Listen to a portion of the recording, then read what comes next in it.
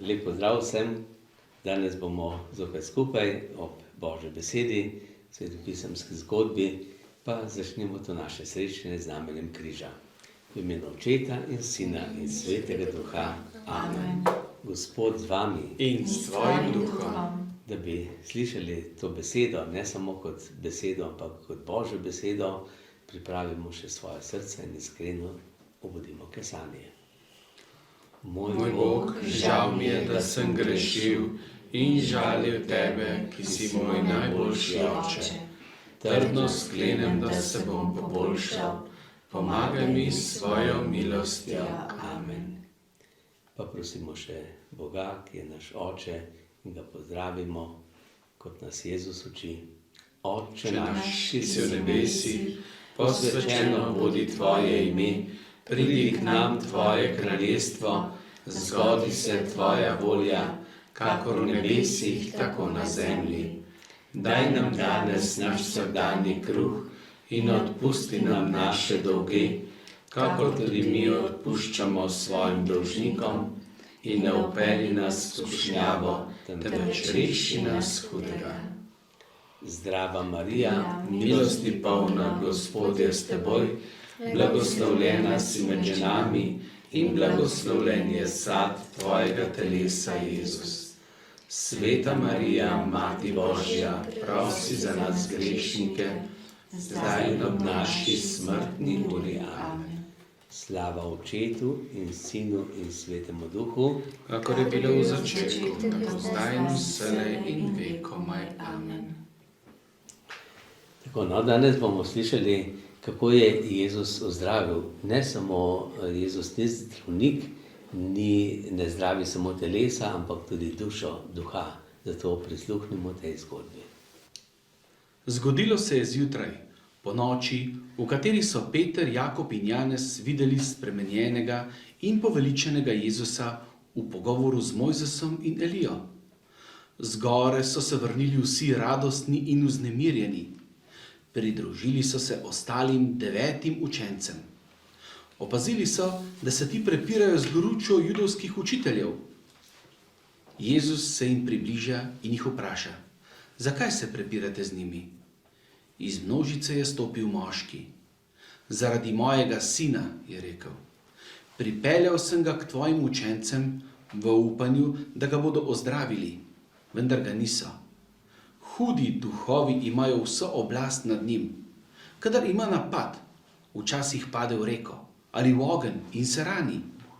Ne vem, kaj naj še storim. Hudo je z njim, ne znam si več pomagati. Pripelji sina k meni, je ukazal Jezus. Brž, ko se je deček približal Jezusu, je dobil napad. Oče je nemočno opazoval, kako se njegov sin zvija po tleh. Koliko časa že ima to bolezen, je vprašal Jezus. Od otroških let, je odvrnil oče. Usmili se nas, prosim, in nam pomagaj, če moreš. Morem, če zmoreš ti, mu je zagotovil Jezus. Ti moraš vsem srcem verovati vame in mi zaupati, če hočeš, da ga ozdravim. Dvomljivec sem, vendar toliko vere le imam, je zaklical ubogi oče. Pomagaj, prosim, da bi bolj zaupal vate. Medtem se jim je približala radovedna množica in jih skoraj povsem obkrožila. Ko je Jezus opazil, kaj se je dogaja, je ukazal: zli duh, pojdi iz dečka in se ne vračaj več van. Takoj se je dečkovo stanje spremenilo. Krči so popustili in deček je negiben obležal. Zdi se, da je mrtev, je pripomnil nekdo izmed množice. Drugi so si ga odblizu ogledali in pokimali. Zares je mrtev, so ugotovili. Jezus pa ga je prijel za roko in mu molče pomagal na noge. Popolnoma zdravega ga je izročil očetu. Zakaj ga mi nismo mogli ozdraviti, so kasneje spraševali razočarani učenci. Vedeli so, da so naredili napako in dali ljubosumnim verskim voditeljem povod za škodoželjno veselje. Take primere je mogoče zdraviti samo s postom in molitvijo, jim razloži Jezus. Verovati morate vame in v Božjo moč nad zlom. No, smo slišali, kaj se je zgodilo, ko so prišli Jezus in 3 apostoli. Kateri 3 apostoli so bili z Jezusom? Peter, Janez Jakob, pa Jakov. Janez, ja? Peter pa 2 brata, Jakob in Janez. To so bili 3 apostoli, ki so bili na gori, ko se je Jezus spremenil in se v pričo Mojzesa in Elija pokazal, kakšen je tudi kot poveličeni, kakšen bo potem, ko bo vstal od mrtvih. No in ta čas, ko so bili ti 3 apostoli z Jezusom na gori, so pa spodaj bili pod goro Tabor, so bili pa tudi učenci, drugi učenci in so se tam zadržali v vasi pri ljudeh in tam je bil en obseden fant. Kaj je to obseden? Kakšen je to obseden? Kaj je to obseden? Od hudega duha. Hudobni duh, ja. Hudobni duh. Hudobni duh se duh naseli Naseli. v kakšnega človeka. Ja. A je to bilo samo v Jezusovem času ali tudi danes? Tudi danes. Tudi danes, ja. Tudi danes so nekateri, ki so obsedeni s hudim duhom. Kako se to kaže? Kričijo, čudno se obnašajo, Ja. grdo govorijo, zahrbtni so. Ja. Delajo to, kar jim hudobni duh narekuje. In hudobni duh vedno zaničuje druge, Boga zaničuje in včasih tudi prinaša smrt. Sem imel take primere tudi, ko so nekateri rekli, da so dobili od hudega duha povelje, da nekoga ubijajo. Ne? Da mora ali nekoga drugega ubiti, ali pa sebe ubije. Ne? In to se je dogajalo in se tudi danes dogaja. In to se danes dogaja velikokrat tudi preko hudobni duh deluje na različne načine. Ne? Lahko nekoga, ne veš točno kako, ni vse obsedenost, kar se danes dogaja, ampak je pa velikokrat tudi to posledica tega, kar gledamo, kar poslušamo, kar beremo, s komer se družimo. Ja? Že včasih so rekli, povej mi, kaj bereš in povej mi, kakšen si.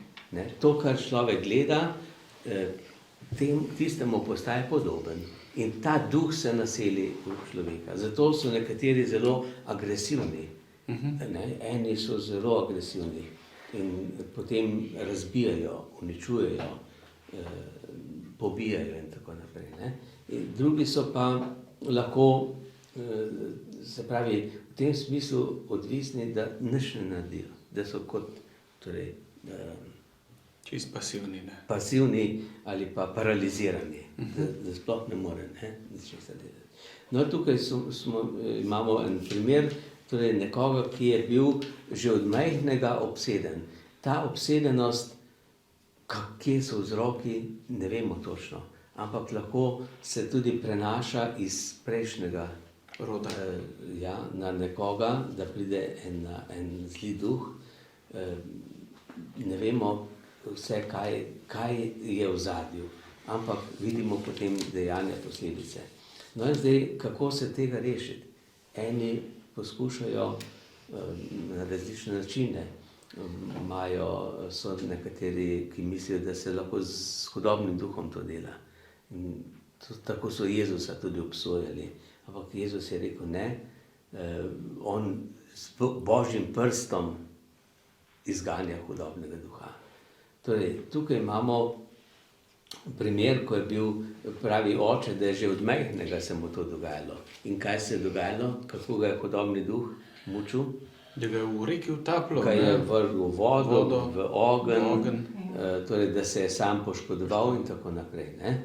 No in ko je pa tukaj Jezus prišel, je Jezus najprej, ta oče, ko je videl, da Jezus prihaja, je hotel Jezusa zdaj, da bo Jezus rešil ker je vedel, da Jezus lahko zdravlja, ampak je mislil, da tudi njegovi učenci lahko pomagajo. Pa niso mogli in tukaj je tudi odgovor, zakaj ne. Zakaj niso mogli? Ja, ker se niso dosti postili učiti. Ja. Ja, pa premalo so Vere. molili. Zato, Vere, ne? Ja, tako, vera pa pomeni povezano z Bogom v molitvi in tudi postu. Post ni samo v hrani, je tudi v gledanju, je v poslušanju.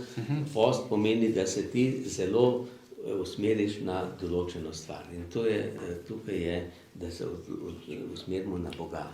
Da v Jezusovem imenu, ne, zato hudobnega duha lahko premagamo samo s Svetim duhom, se pravi z Božjim duhom, z Božjo močjo, in to moč ima Jezus Kristus. In mi to moč prejmemo po krstu, po birmi, torej po molitvi, potem, ko se povežemo z Bogom. No in zato je Jezus sam je takoj ozdravil tega dečka, tega fanta. Pravi, da so krči popustili in da je deček obležal negiben. Ne. Je bil kot mrtev. Ampak, kot drugi so že mislili, da je mrtev, tukaj se je pokazalo, kako življenje prihaja potem iz novega, iz osvobojenega človeka. Da je v bistvu imel čist celega v oblasti, ne? Ja, to se pravi duh in telo. In telo. Ne. In zdaj ga je pa Jezus je rešil njegovo dušo, njegovega duha in hkrati se je tudi telo potem normalno osvobodilo in rešilo. No, zato je važno, ko mi molimo, Oče naš, kaj molimo? Ne upeli nas v skušnjavo. Reši nas Hudega. hudega. Tako, ne? Se pravi, eno je, da ne bi delali, da ne bi zašli v skušnjavo, da ne bi nasedli hudobnemu duhu v skušnjavi, da ne bi delali slabega, to je ena prošnja, druga pa, da nas Bog reši hudega. Kaj to pomeni hudega? Hudobnega duha. Hudobnega duha, ne? Da nas reši tega zapeljevalca, tega, ki nas hoče torej odtrgati od Boga. Ne? In kako nas odtrga od Boga?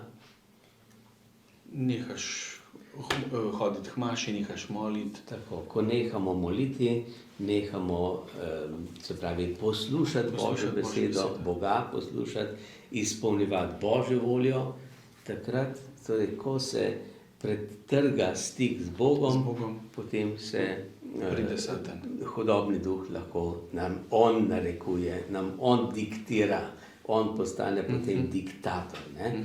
To vidimo že pri prvem človeku, pri prvem grehu Adam. Ne? Adam ni poslušal Boga, torej slišal je, kaj je Bog rekel, ampak ni verjel, ni zaupal, ni vztrajal v tem, je nasedel hudobnemu duhu, je nasedel skušnjavi.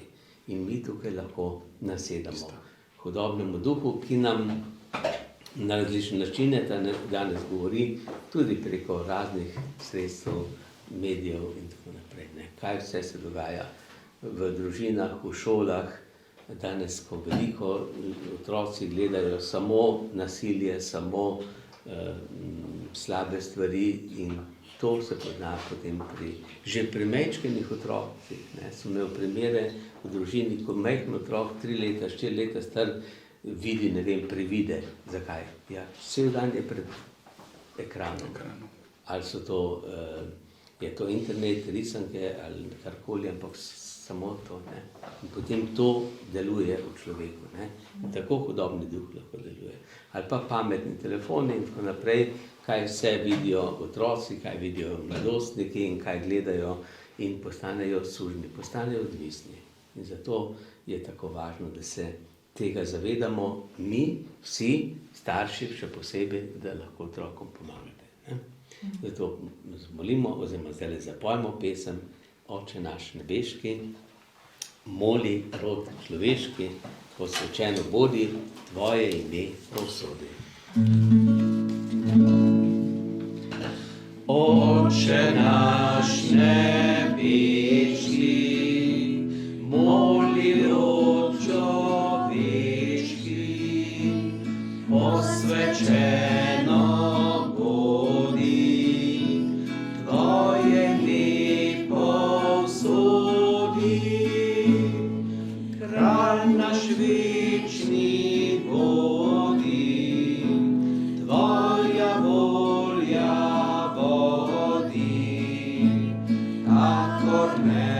meščane, tudi na zemljane.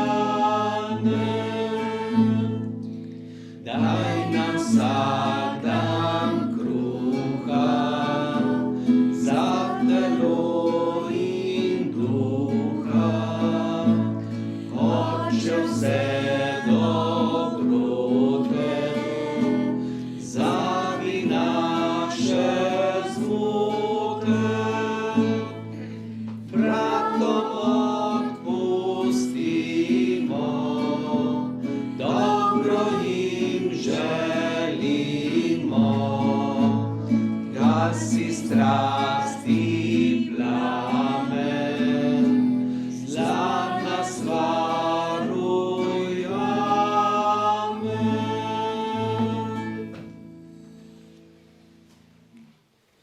Sveti angel, varuh moj, bodi vedno ti z menoj, stoj mi noč in dan na strani, vsega hudega me brani.